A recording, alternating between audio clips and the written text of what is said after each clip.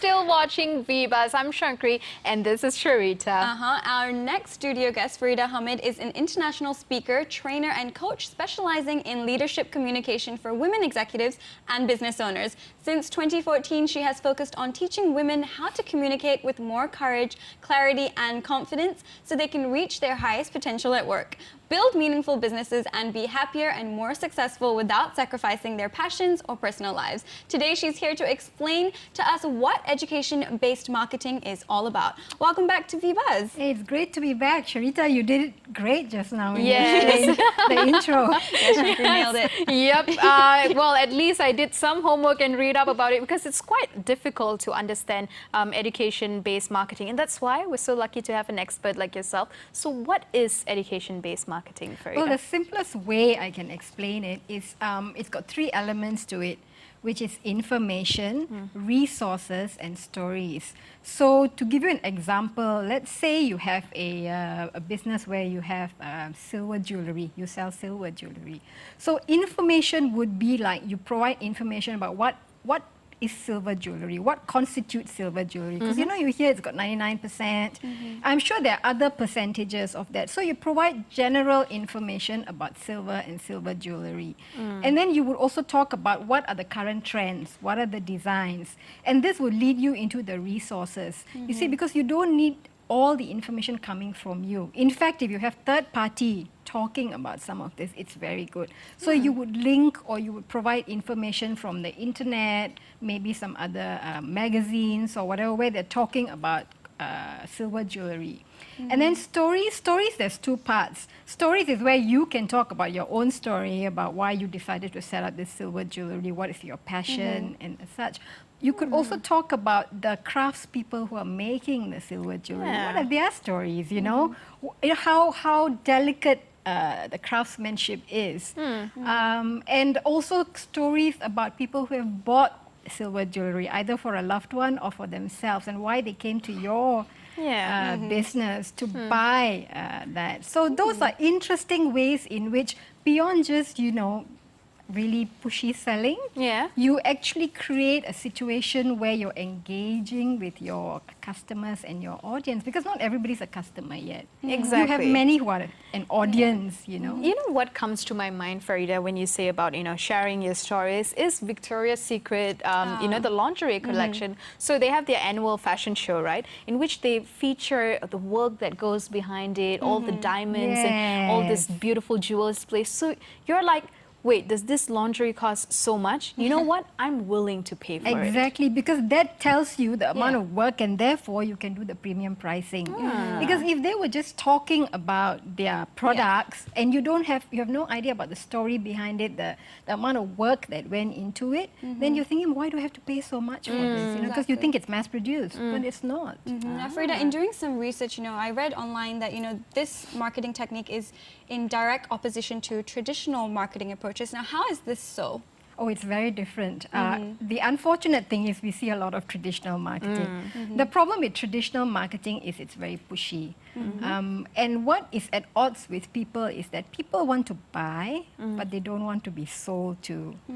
And a lot of selling at the moment is very pushy from the perspective of the seller. And I'll give you an example. You know, when you go to the stores and you say they're having a sale, and it happened to me because I went and they were having like an 80% sale, and so I was looking at some stuff and I said, okay, I want to try on some of these blouses, and the shop assistant said, no, you cannot try. And I'm like, but why? No, because it's on sale. So you cannot try. You either have to take it the way it is or not. And it was marked down quite dramatically.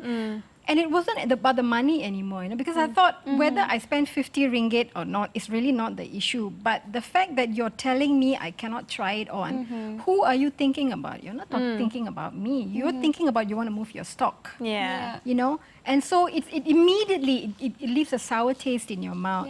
So that is one. The other thing about education-based marketing is that people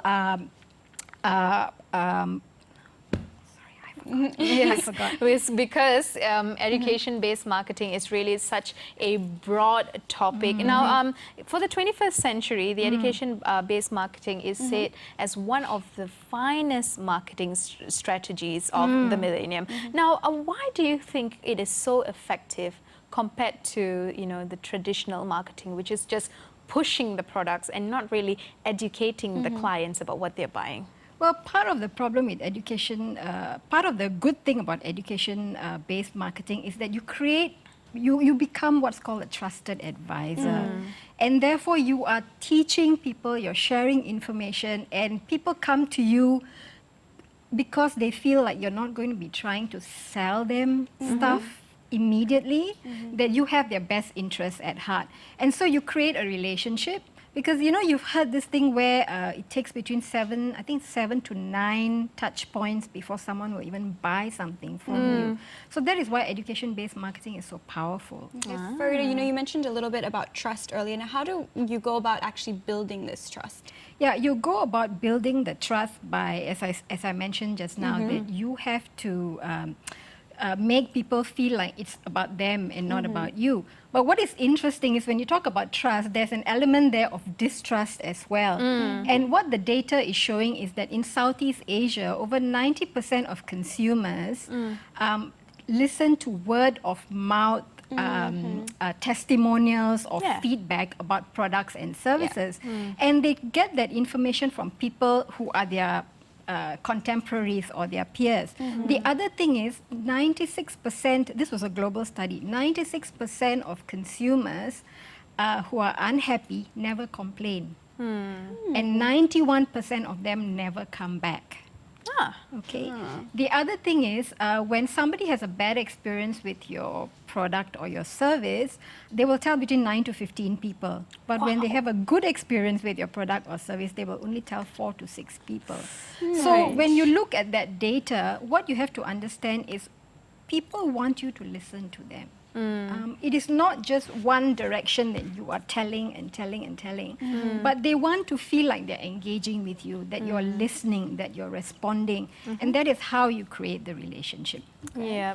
Now, Sharita, you had a very interesting question about, Sharita was a bit against saying this is the finest marketing strategy. Oh, yes. I read online a little bit, that in general, we all have our very own biases. Yes. And how is this not us imposing our own biases onto a consumer instead of like more knowledge sharing instead of bias sharing?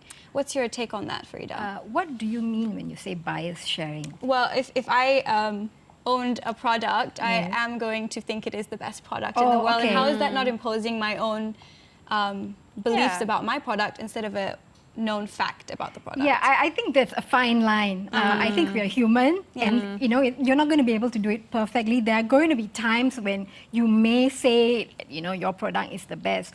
But I think that's part of the languaging that you have to use. I mean, you can say something is really good without saying it's the best. I think you want to be careful from sort of saying things like you are absolutely the best, because then you bring in all this. The moment you say you're best, people are already watching you and they're looking for an excuse to pull you down.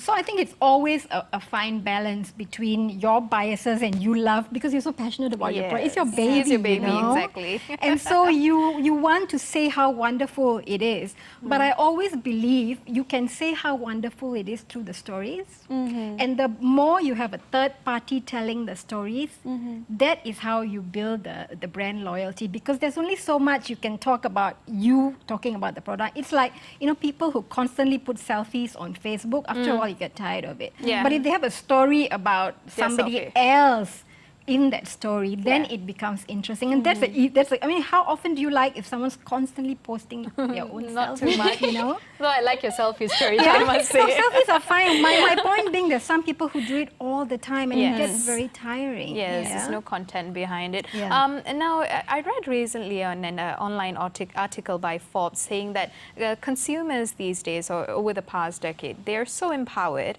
So they want to buy, they want to purchase, but it has to be at their own convenience.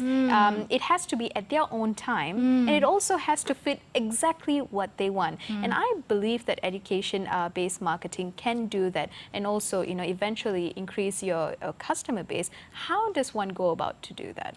Yeah, when it comes to education-based marketing, again, as I mentioned right at the beginning, you see, you have to understand that if you look at just this region alone, and we'll talk about Asia and Southeast Asia a lot on this series. In Southeast Asia alone, at the moment, there's about 200 million middle-class consumers at the moment. By 2020, it'll be double that, okay? So you're looking at, it's a very noisy marketplace. Yep. And a lot of businesses are coming online as well as it's traditional. So when you are when you're a small player, and we've been focusing a lot on small businesses, when you are a small player, you cannot compete with the likes of Alibaba, not just in terms of their scale as in products, but in their financial resources as well. You just cannot compete. So, and they won't go into so much education-based marketing because they're looking at volume, they're looking at moving volumes of things. So you really have it's a wonderful opportunity actually for the small businesses, and for you to carve your niche in that area, become the trusted advisor for people so that people say, you know what, I'm not sure about this, I'm not sure how to go about this, but the one person who's been staying in touch with me and been sharing information, I know I can drop her an email, I know I can drop a post on Facebook and she's going to respond to me. It takes a little bit more time, you may not make a sale right away, but it's a golden opportunity because in long term, in a noisy marketplace, people feel overwhelmed. It was interesting. There was a study done that said that people are overwhelmed with choices. And when you're overwhelmed with choices, three things happen. One is you freeze, you have anxiety, or you postpone the buying decision. And in fact, in 2015, the UK's Tesco, the supermarket, they cut their products or their brands by 1/3. They have 90,000 products on their shelves. They cut 30,000 products. And Procter & Gamble, which is the world's largest consumer products company, has cut its brands by half in 2014. So even the big boys with all their muscles are realizing that, when you go to the supermarket, you're overwhelmed. Yes. Tesco said they had 28 brands of tomato ketchup. 28 brands. How do you choose? Exactly. So what happens? You freeze.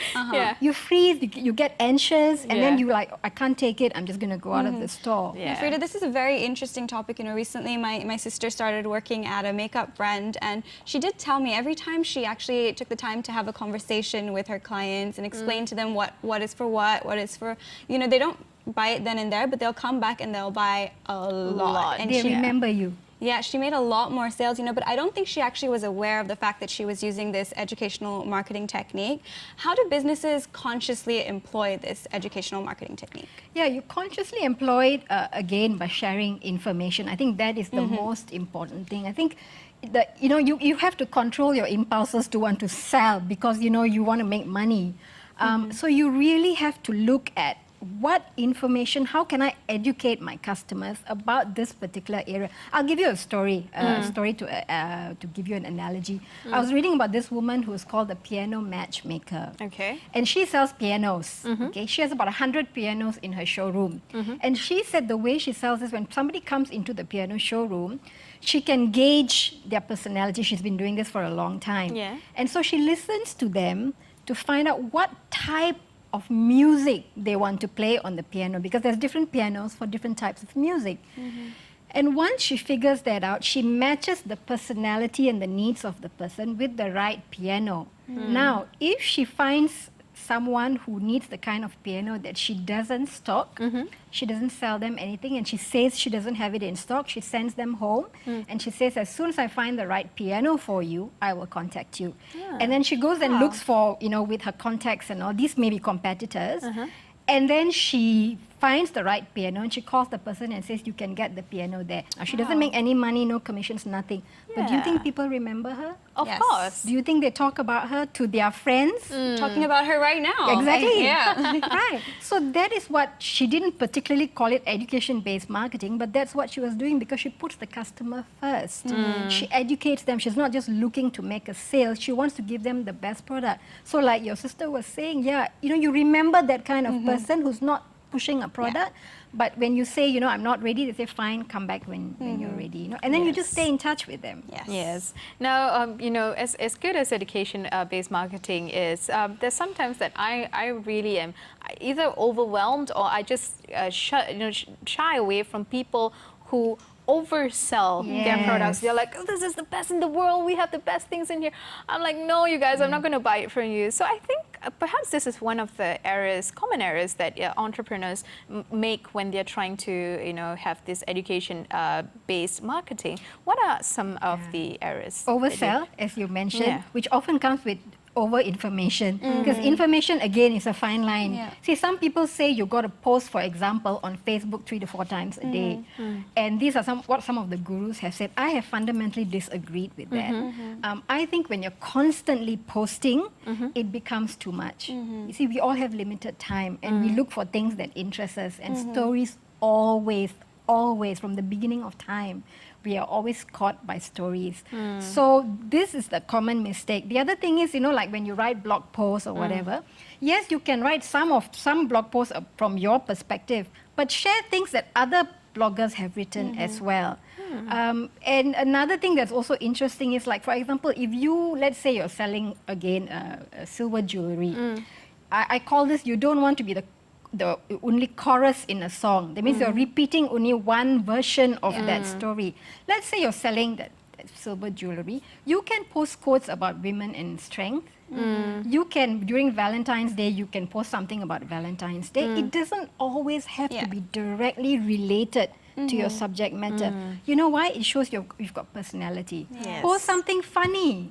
Post a funny story that making fun of yourself and a mistake that you made. You know, so make sure people feel your personality. That's so important. Very important. Yeah, because people want connection. You see, with the big boys, you don't have connection. Yes, and you know, the thing that all consumers want is to know that there is another human being at the other end. There's a face, there's a name. Exactly. You know, it's not a 1-800 number. Exactly. Well, thank you so much, Farida. It's been very educational, learning about education-based marketing. We're very educated right now. Thank you, Farida. We're looking forward to speak to you again in our next series. Yes, that's so true. You know, I always buy something when somebody shares a lot of information on it with me. Exactly. Now, you guys, today's show was really, really interesting, and rest assured, tomorrow will also be equally as interesting as we wrap our week with cookbook author Audrey Lim, who walks us through a rather mouth-watering interview. I don't know how I'm going to get through that interview. And if you're suffering from post-holiday blues, the KL Tourism Association has a couple of ideas for a mini break within our capital city. Oh, that's really fun. And Juanita